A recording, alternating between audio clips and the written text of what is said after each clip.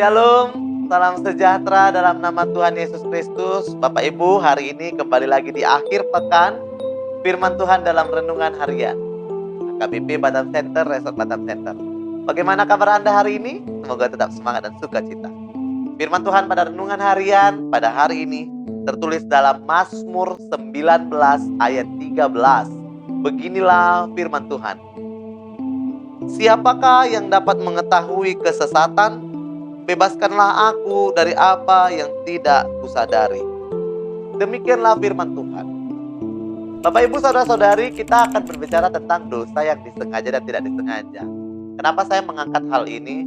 Sebab sering sekali, artinya tidak jarang kita mendengarkan doa, atau bahkan ada orang, atau bahkan kita sendiri. Ketika kita berdoa, kita berkata seperti ini. Tuhan, ampuni dosa kami yang kami perbuat baik sengaja maupun tidak sengaja.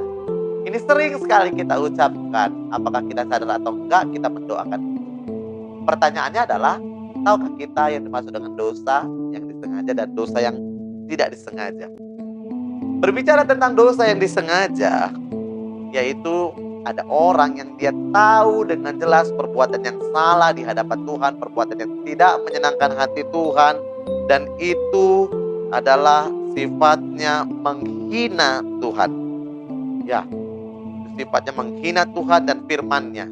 Dan ini adalah kesalahan yang besar, sebab dia tahu bahwa itu adalah dosa, dia tahu itu adalah salah, tapi dia tetap lakukan.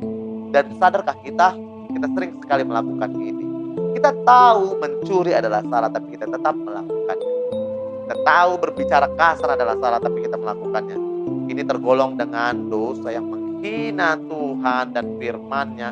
Dan ini adalah kesalahan yang besar.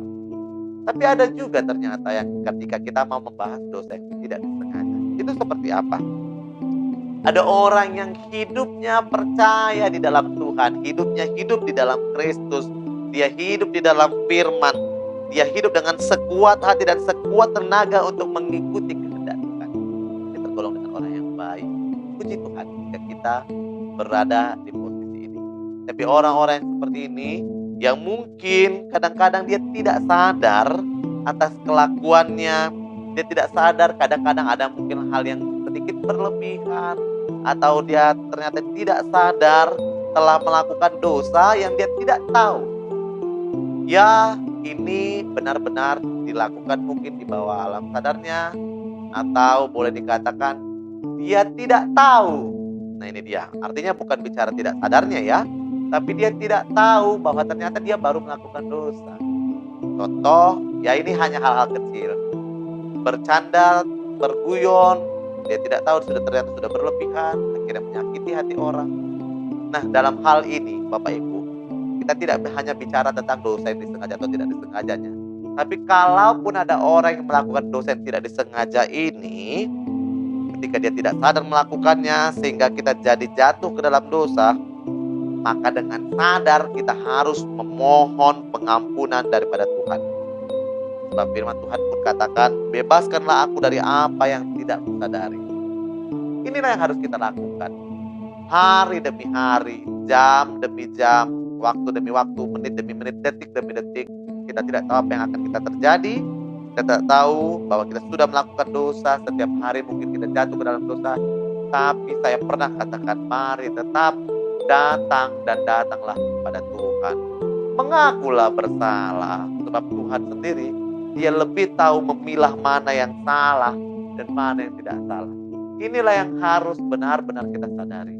Bapak Ibu, saudara-saudari yang terkasih dimanapun Anda berada, firman Tuhan hari ini pada akhir pekan mengingatkan kita bahwa ternyata yang dapat mengetahui kesesatan, yang dapat mengetahui segala hal yang terjadi di dunia ini, bahkan yang tahu apa yang ada di dalam diri kita, hanya Tuhan saja. Untuk itu jangan tunda untuk mohon ampun kepada Tuhan, sebab dia tahu mana yang salah, mana yang tidak salah. Dia tahu mana yang benar, mana yang tidak benar.